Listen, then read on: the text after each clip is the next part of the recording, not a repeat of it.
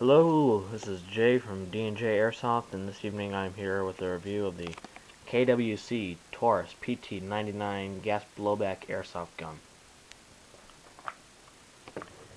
I have a lot of stuff to say about this gun. First of all, it is extremely reliable.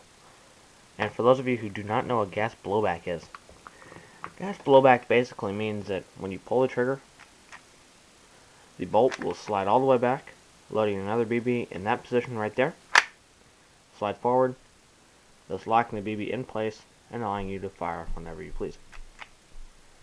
I do not have any gas in there right now because it's in my house, and that's my rules I kind of set up. Let's start off with the magazine.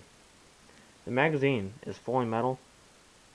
You can see the gas intake valve, which is where the green gas, you'll insert the nozzle and it will automatically feed itself in. If you can see that little gold ring there, that is the gas intake valve. And like I said, whenever you press the can of gas in, it will automatically start feeding in. The silver button you see right there is if you have any extra gas in your magazine after the magazine is spent, or you don't want to use it anymore and you just want to be safe, you can press down on that silver button, it will go in, and if you have any gas at all, it will shoot out that little hole right there. That one that looks like a square. Now, if there's any gas in the magazine at all, you'll meet some serious resistance when you press the button. Whereas if it is not, and there's no gas in the magazine whatsoever, it will be extremely easy to push down like I'm doing here. When you're loading the magazine, you pull down that little rod, spring, it'll start dropping the BBs in that little hole right there. Pretty simple, pretty basic. Now, I'll start on the sidearm now. You'll see that electrical tape, turquoise colored. I have not corrected there. It's just an identifying mark for the sidearm, because there are quite a few people in the team who have bought this after I have, because of my suggestions. There is a safety switch, and that is on the flip side of the gun. You can see the S right there. Pull that back, and you're on safe. Push it forward, fire. And you see when I pull the trigger, that little bar right there, if you watch closely, will slide forward.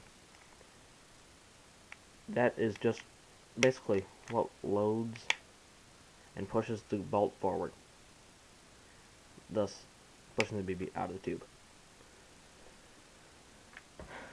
The iron sight, plastic sight, you can see through right there. See the little white dot at the end of the barrel. They're okay.